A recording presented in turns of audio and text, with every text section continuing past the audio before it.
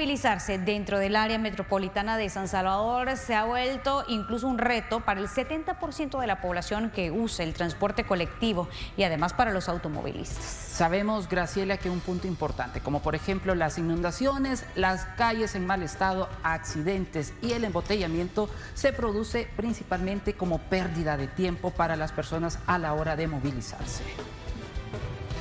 Viajar en el transporte colectivo para muchos no solo es un calvario por el tiempo que se pierde. El tema del desplazamiento en el área metropolitana de San Salvador sigue siendo un dolor de cabeza para el 70% de los salvadoreños. Expertos en movilidad dicen que esto podría cambiar si se descentralizan los trabajos del área metropolitana, así como reducir la importación de vehículos.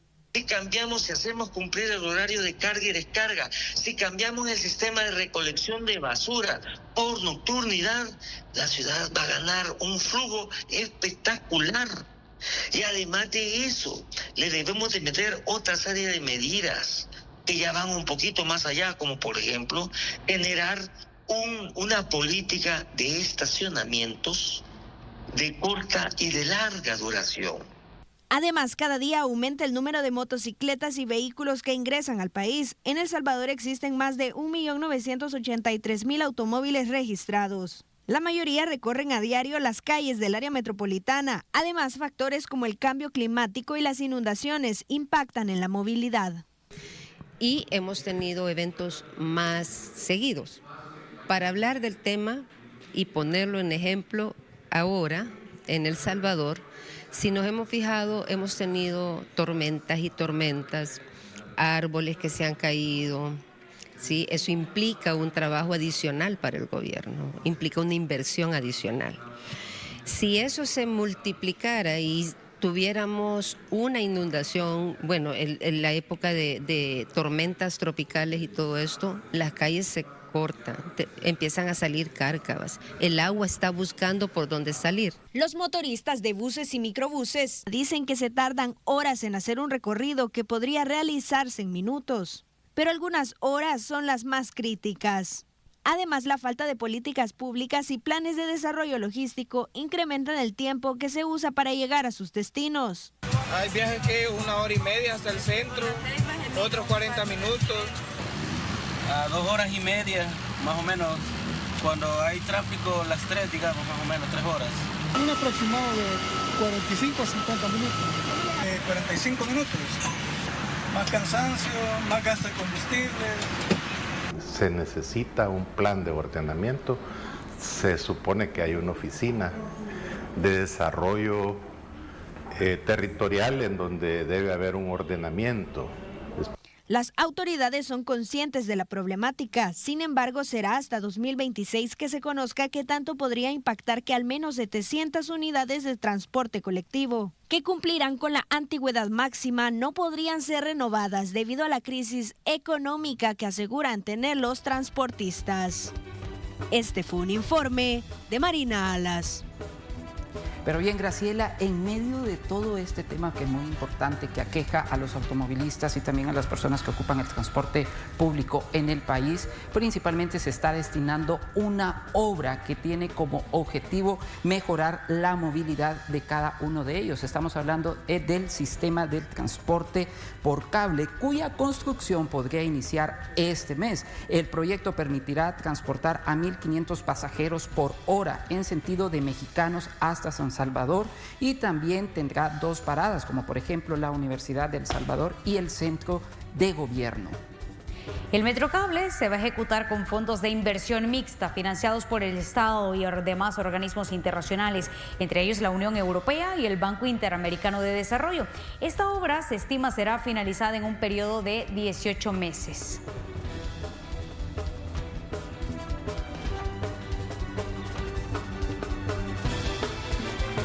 Y como estamos hablando del transporte, para mejorar los tiempos de traslado, tanto el gobierno como los empresarios y los transportistas van a renovar la flota de transporte público con 3.000 autobuses de fabricación China destinados al área metropolitana de San Salvador. Se espera que 1.500 unidades lleguen al país a inicios del 2026. Sabemos también, Graciela y amigos televidentes, que la compra de los primeros 1.500 autobuses será para una empresa china con un préstamo de 179.5 millones de dólares aprobados por la Asamblea Legislativa. El lote estaría conformado por 1.400 unidades con capacidad para 90 pasajeros y sabemos que esto también se irá triplicando conforme vayan pasando el tiempo y vayan ya iniciando la circulación de estos autobuses.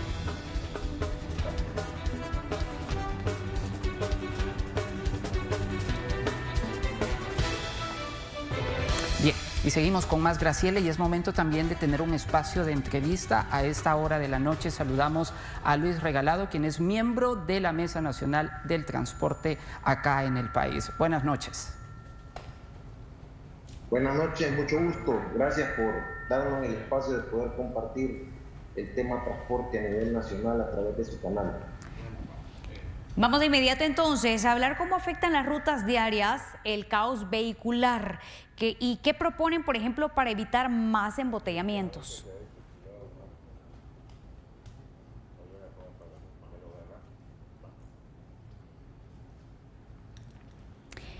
¿Cómo afectan? Bueno, le decíamos, ¿cómo es que están afectando las rutas diarias el caos vehicular actualmente y qué es lo que ustedes proponen como transportistas para evitar los embotellamientos?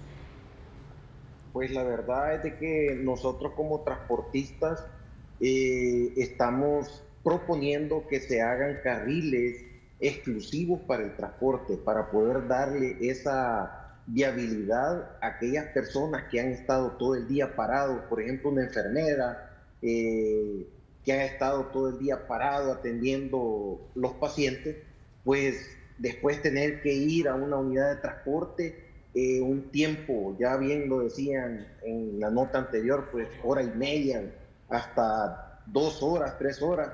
Creemos nosotros que no es justo eso y que se puede generar en ciertas áreas un carril exclusivo para el transporte público. Luis, pero sabemos que también son horas destinadas en las cuales se generan estos embotellamientos acá en San Salvador y también en otras arterias. ¿Cómo esto está afectando en las operaciones hoy en día? La verdad es que nosotros estamos viendo la movilidad comercial que tenemos hoy en día, que prácticamente ha venido disminuyendo. La teníamos casi en 8 kilómetros por hora de recorrido en hora de movimiento. Hoy nos ha bajado casi a 3 kilómetros por hora en el embotellamiento. Entonces, eso nos genera más costo de operación, esa dilatación de tiempo, ¿verdad? Y afectamos pues directamente a lo que es al usuario que va en el transporte para la llegada a su lugar de destino. Hablemos de otra cosa que es importante, la renovación de la flota. ¿Ustedes están recibiendo algún tipo de apoyo gubernamental para poder hacerlo? Pues en realidad, con la renovación de la flota, de parte de la institución, digamos, en este caso, gubernamental hacia nosotros, cada quien renueva de acuerdo a sus condiciones, como empresa, como ruta o como empresario, de acuerdo a las condiciones bancarias y crediticias que te tenga. O sea, en ese caso sí no hay como una ayuda de parte, en este caso, del Estado, ¿verdad? Para el empresario o para la ruta o para la empresa de transporte para poder renovar. Lo único que nos da la pauta es que cualquier unidad nueva que se compre, se solicita al BMT la exoneración del IVA. Eso es lo único que nosotros podemos hacer a través del Estado. De ahí el crédito y todos los compromisos financieros se toman de una manera prácticamente de acuerdo a cada ruta y la negociación que se haga bancaria. Luis, ya para ir finalizando, ¿ustedes creen y a su criterio que integrarlos al sistema de Metrocable va a reducir la competencia desleal? En realidad, eso nada más siento yo que va a ser un paliativo para mover una cantidad de personas que si la vemos en términos económicos es bastante elevada. Entonces ahí habría que ver si va a ser de una manera privada esa inversión pública de gobierno o simplemente para darle una solución a un grupo prácticamente pequeño de personas que desean trasladarse. Porque decían que eran 1.500 personas por hora, cuando en el transporte público nosotros movemos aproximadamente entre 6.000 y 7.000 personas en las unidades de transporte actualmente. Luis, muchísimas gracias por abordar junto con nosotros la perspectiva del transporte público en el país desde diferentes aristas. Gracias y buenas noches. A la orden, cualquier cosa estamos pendientes, ¿verdad? Para poder compartir con ustedes el tema. Gracias, buenas noches. Bien, seguimos con más información, siempre referente a este tema, y es que para el próximo año el gobierno tiene destinado cerca de 724.7 millones de dólares para el Ministerio de Obras Públicas. Esto se va a utilizar para proyectos de infraestructura, Graciela. Así es, y es que la remodelación y la ampliación de las calles está sobre todo contemplada para las zonas rurales. A ver, les vamos a mostrar en pantalla cómo se encuentra actualmente el parque vehicular de Centroamérica. Esto para que usted se haga una idea ahí en casa. Por ejemplo, en Guatemala encabeza este ranking. Tiene 2 millones de vehículos y 3 millones de motos registrados hasta el 2025. Le sigue Honduras, que supera los 3 millones de unidades. Y nos vamos a El Salvador. También si hablamos del territorio salvadoreño, Graciela, se acerca a los 2 millones de vehículos y en cuarto lugar estaríamos hablando de Costa Rica, alrededor de 1.8 millones de automotores, seguido de Nicaragua con 1.5 millones.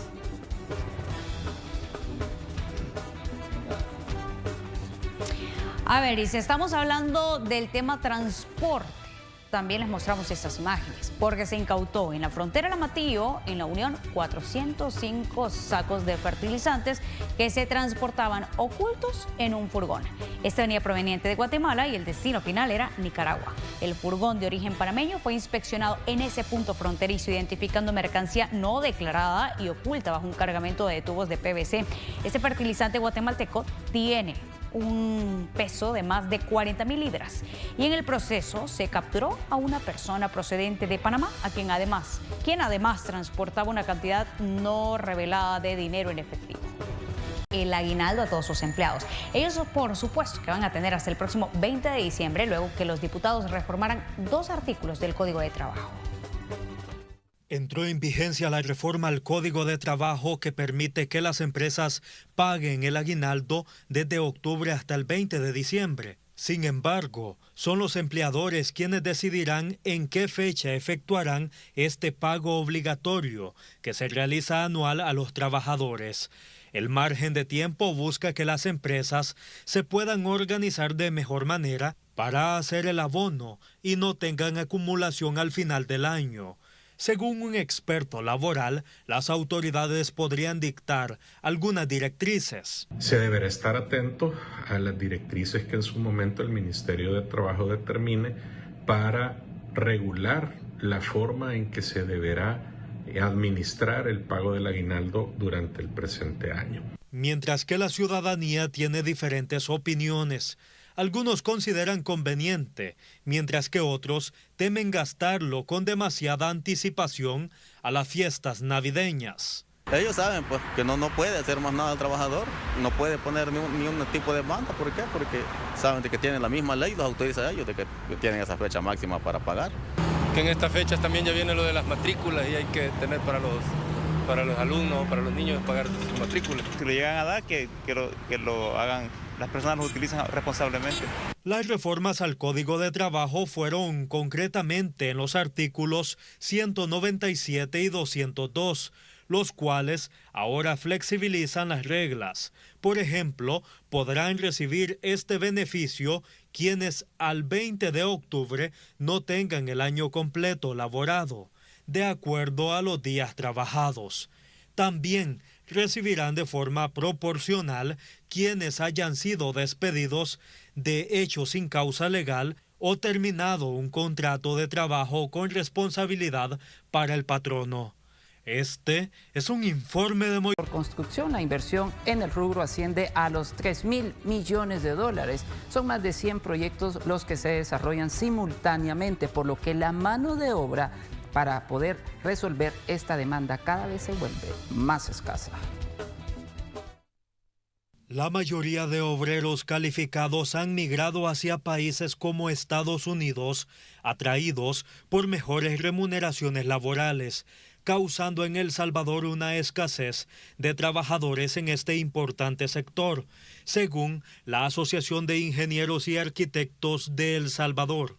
La migración de los obreros calificados, ya que en otros países, especialmente en Estados Unidos, que es el principal destino, allí llegan y con la experticia que algunos ya tienen, obviamente obtienen ingresos mayores que los que aquí podrían tener. Muchas empresas constructoras tienen que apoyarse de centroamericanos, principalmente de guatemaltecos, debido a la alta demanda de este rubro en el país, tomando en cuenta que existe una cartera de inversión de al menos 3.100 millones de dólares, solamente en el área metropolitana de San Salvador.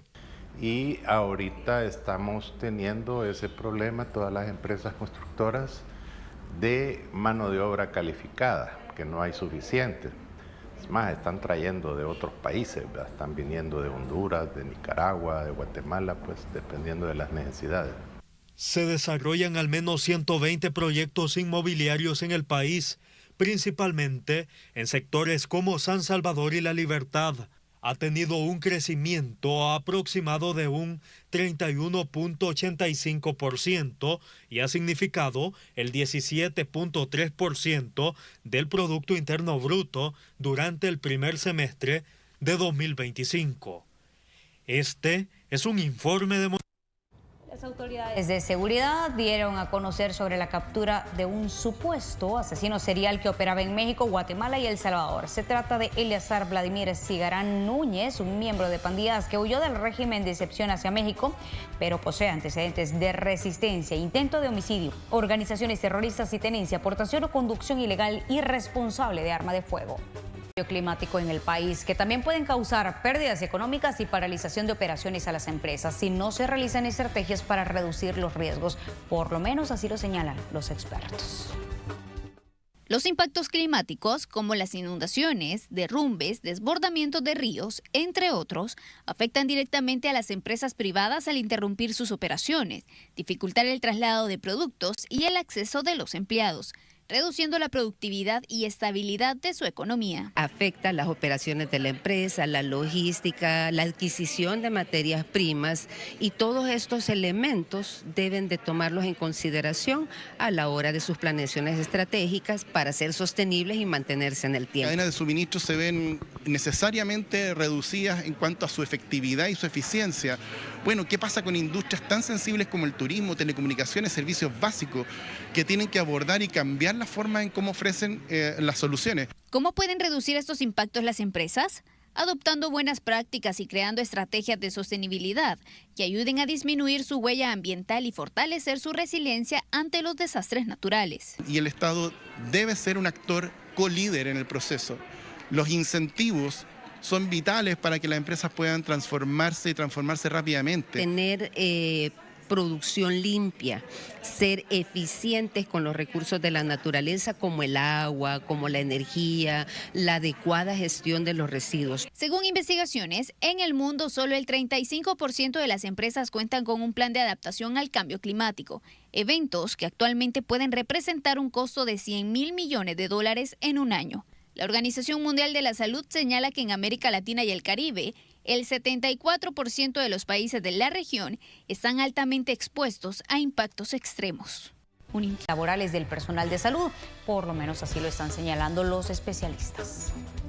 La creación de la Red Nacional de Hospitales tiene implicaciones significativas en el gremio médico, afirmó el presidente del Colegio Médico, Iván Solano. El especialista señaló que el proyecto precariza las condiciones laborales del personal de salud salvadoreño y que esta situación ha provocado la renuncia de médicos especialistas y subespecialistas. Está generando que tanto dentro del personal de salud viejo, como podemos decirle, como los jóvenes, pues vean que la situación del sector médico se está volviendo más difícil en nuestro país de ejercer la profesión médica e incluso la migración forzada del personal de salud hacia otros países. Solano agregó que de continuar la fuga de profesionales, el sistema de salud podría enfrentar un colapso ante la falta de personal capacitado para atender la demanda en los hospitales. Si ya de por sí tenemos citas médicas prolongadas, citas de laboratorio de exámenes, de realización de exámenes de gabinete largas, pues eso se va a incrementar. Por lo tanto, va a hacer que el sistema de salud pueda entrar en un colapso. El presidente del Colegio Médico también reconoció el aumento asignado al ramo de salud en el proyecto del Presupuesto General 2026. Sin embargo, enfatizó que únicamente el 20% de los recursos será destinado al primer nivel de atención. Deberíamos de ir también viendo las prioridades para optimizar los pocos recursos de salud que se asignan año con año y sobre todo apostar a la prevención, que es mucho más barato que el tratamiento de las enfermedades, ¿no? El gremio médico insiste en que la modernización de la red hospitalaria debe ir acompañada de mejoras en las condiciones laborales. Con imágenes de Carlos Cle, este es un informe de Kelly Ábrego. Toneladas de desechos sólidos se recolectan diariamente en quebradas del distrito de San Salvador. Representantes de la comuna piden a la población evitar tirar basura en las calles y así también otras afectaciones que se podrían llegar a generar a consecuencia de esto, como por ejemplo las inundaciones. Nos encontramos realizando la actividad de limpieza y de canalizado de ríos y quebradas acá en lo que es la quebrada del Garrobo. Pues tenemos una gran cantidad de material de residuos voluminosos como lo que son llantas, encontramos colchones. Son parte de las 85 toneladas de desechos sólidos que se recolectan diariamente en quebradas del distrito de San Salvador. Y es que toda esta basura, aseguran, proviene de una mala disposición de la misma. Desde el momento de que un transeúnte bota la basura en la calle, alguien en su vehículo tira la basura en la cuneta, en la acera, pues esto viene a parar a lo que son los ríos y quebradas. De no realizarse esas acciones, sostienen, podrían ocasionar inundaciones en las zonas bajas. Acá la comunidad Vilanova está inmediata a lo que es la quebrada del Garrobo. Brisas de Candelaria 1 y 2 son las primeras que se ven afectadas. Sin embargo, como mencionaba, este tipo de ríos y quebradas desemboca en otros ríos más grandes, como lo que es el río Salguate. Residentes y comerciantes de la zona piden que esas acciones sean frecuentes. La verdad está bien porque están limpiando allí.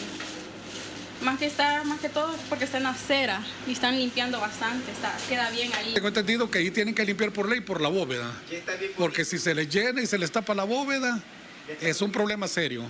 Pues que es maravilloso, ¿me entiende? Quizás lo hubieran hecho desde más antes.